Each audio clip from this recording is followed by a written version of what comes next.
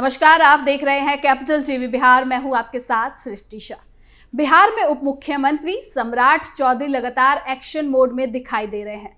अपराधियों और माफियाओं पर नकेल कसने के लिए वो एक के बाद एक बड़े फैसले ले रहे हैं। इसी कड़ी में अब एक और सख्त कदम उठाया गया है, जिससे अपराधियों में हड़कंप मच गया। सम्राट चौधरी ने शुक्रवार को पुलिस अधिकारियों के साथ एक खास समीक्षा बैठक की। इस बैठक में उन्होंने विशेष रूप से जमीन खरीद बिक्री में हो रहे फर्जीवाड़े पर चिंता जताई। लगातार मिल रही शिकायतों को देखते हुए उन्होंने निर्देश दिया कि जमीन से जुड़े सभी फर्जी मामलों की सूची तैयार की जाए और इसमें शामिल दलालों, माफियाओं और फर्जी दस्तावेज बनाने वालों की पहचान की जाए। उन्होंने अधिकारियों को आदेश दिया कि ऐसे मामलों में तत्काल कार्रवाई की जाए और किसी भी स्तर पर लापरवाही बर्दाश्त बिल्कुल भी ना हो। सरकार की कोशिश है कि राज्य में जमीन संबंधित धोखाधड़ी को खत्म किया जाए और आम लोगों को राहत मिले। तो चलिए जानते हैं इसमें और क्या कुछ निर्देश दिए गए हैं।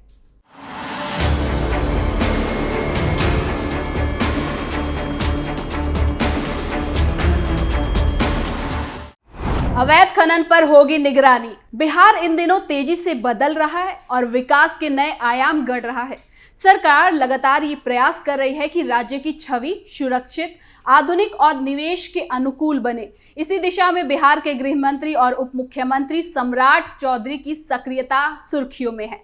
उन्होंने कानून व्यवस्था को सुव्यवस्थित और मजबूत बनाने के लिए कई बड़े कदम उठाए हैं। पटेल भवन में आयोजित अपनी पहली उच्च स्तरीय समीक्षा बैठक में उन्होंने साफ कर दिया कि बिहार अब पुराने ढर्रे पर नहीं चलने वाला है। प्रशासनिक लापरवाही को शून्य स्तर पर लाना ही उनका लक्ष्य है। इस बैठक में बिहार पुलिस के बड़े अधिकारियों से लेकर प्रशासनिक महकमे के खास पदाधिकारी उपस्थित रहे। डीजीपी और अलग अलग विभागों के DG, AGD, range IG, DIG, सभी जिलों के एसपी और जिलाधिकारी। इस दौरान सम्राट चौधरी का जो रुख था वो बिल्कुल साफ और कठोर नजर आ रहा था। उन्होंने अधिकारियों को साफ कहा कि कानून व्यवस्था में किसी भी प्रकार की ढिलाई अब बर्दाश्त नहीं की जाएगी और आने वाले 3 महीनों के भीतर जनता को सुधार दिखना चाहिए। इसके साथ ही उन्होंने न केवल निर्देश दिए बल्कि समय सीमा भी तय कर दी, जिससे यह साफ हो गया कि सरकार के स्तर पर इस बार गंभीरता पहले से काफी ज्यादा अधिक है और ढिलाई की तो गुंजाइश ही नहीं है। बैठक में सम्राट चौधरी ने उन समस्याओं को भी ज्यादा ध्यान दिया जो बिहार में सबसे अधिक कानून व्यवस्था को बिगाड़ती है, जैसे कि जमीन विवाद, अवैध खनन, शराब माफिया की सक्रियता, ट्रैफिक अव्यवस्था और उद्यमियों को सम्मान करने वाली सुरक्षा और प्रशासनिक चुनौतियां। उन्होंने इन सभी को सुधारने के लिए अलग अलग विभागों को जिम्मेदारी का लक्ष्य सौंपा है। राज्य में बढ़ते अवैध खनन को रोकने के लिए गृह मंत्री ने आधुनिक तकनीक आधारित मॉनिटरिंग सिस्टम विकसित करने का आदेश दिया है। उनका कहना था कि बालू माफियाओं की गतिविधियों का पता लगाना और उन पर तत्काल कार्रवाई करना तभी संभव है जब पुलिस और प्रशासन तकनीकी रूप से सशक्त हो और इसी दिशा में ड्रोन सर्विलांस, जीपीएस मॉनिटरिंग और ट्रैकिंग सिस्टम का उपयोग बढ़ाने का भी निर्देश दिया गया है। सम्राट चौधरी ने यह भी साफ कर दिया कि अवैध खनन राज्य की अर्थव्यवस्था को नुकसान पहुंचाता है और इससे भू माफिया को बढ़ावा मिलता है, इसलिए इस पर कड़ी कार्रवाई पूरी होनी अनिवार्य ही है। इसके बाद उन्होंने जमीन फर्जीवाड़ा और भूमि विवाद पर भी गंभीरता से चिंता जताई। बिहार में जमीन विवाद सबसे बड़ी कानूनी और सामाजिक समस्या मानी जाती है। हर जिले में जमीन से संबंधित फर्जी बिक्री, डाइवर्जन, कागजात की धोखाधड़ी और राजस्व विभाग की गड़बड़ियों से जुड़े हजारों मामले लंबित पड़े रहते हैं। इसे सुधारने के लिए उन्होंने विशेष मैकेनिज्म तैयार करने का निर्देश दिया है। अब हर जिले में फर्जी जमीन सौदा में शामिल व्यक्तियों की पहचान कर उन पर तत्काल कार्रवाई की जाएगी। उन्होंने ये भी कहा कि कोई भी अधिकारी जमीन विवाद के मामलों में ढिलाई करेगा तो उस पर विभागीय कार्रवाई तो तय है। एक डेटा के अनुसार बिहार में सबसे अधिक झगड़े जमीन को लेकर होते हैं और अगर इसे नियंत्रण में ना लाया गया तो कानून व्यवस्था मजबूत करना संभव नहीं है। बैठक में ट्रैफिक व्यवस्था सुधार को भी प्राथमिकता दी गई है। उन्होंने 3 महीने की सख्त डेडलाइन तय की है। बिहार के कई शहर पटना, गया, दरभंगा, भागलपुर, मुजफ्फरपुर लगातार ट्रैफिक जाम की समस्या से जूझते रहे हैं।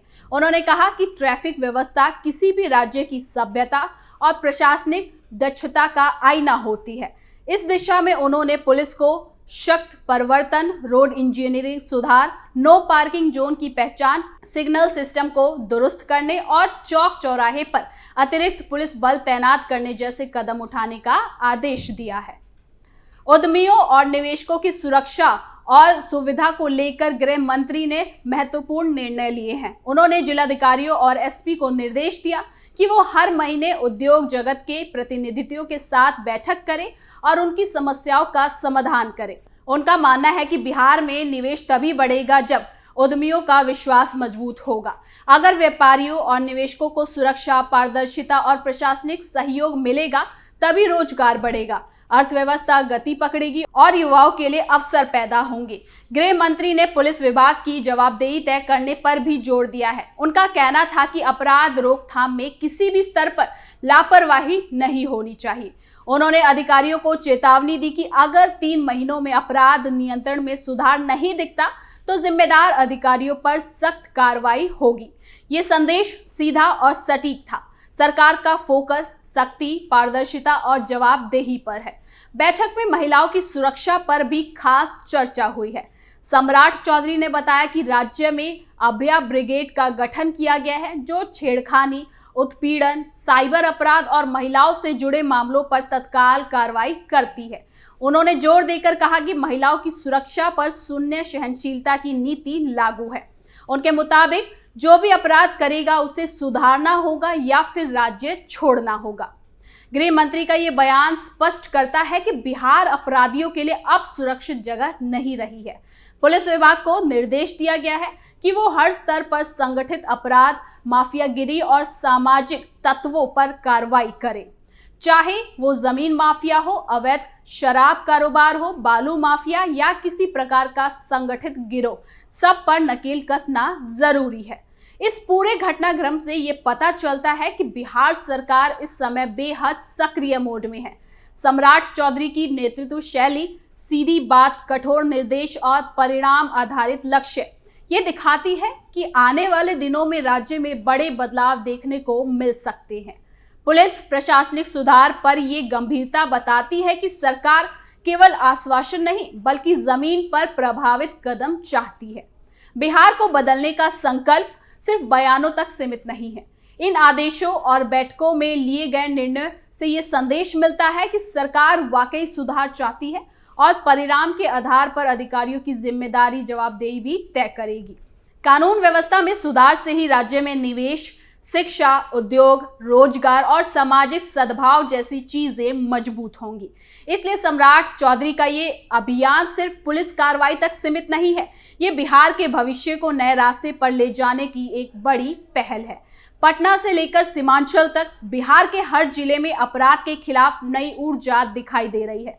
जमीन विवाद, बालू माफिया, शराब माफिया और संगठित अपराध को जड़ से खत्म करने की रणनीति पर काम शुरू हो चुका है।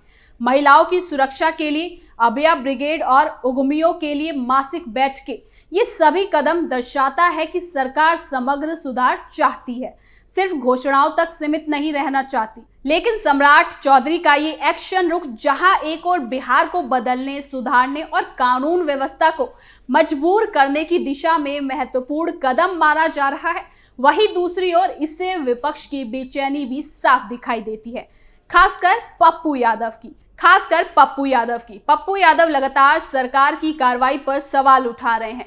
वो इसे जनता के हित के लिए नहीं निर्णय बता रहे बल्कि तानाशाही रवैया करार दे रहे हैं। पप्पू यादव का कहना है कि सरकार अपराध रोकने के नाम पर जनता और अधिकारियों पर अनावश्यक दबाव बना रही है और इसे वो हिटलरशाही बता रहे हैं।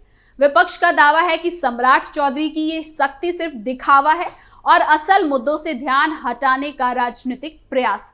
हालांकि सरकार का पक्ष अलग है। सरकार का कहना है कि जीरो टॉलरेंस ही बिहार को सुरक्षित और विकसित बनाएगा। अब देखने वाली बात होगी कि आने वाले दिनों में विपक्ष इस मुद्दे को कैसे उछालता है और किस प्रकार राजनीतिक प्रक्रिया देता है।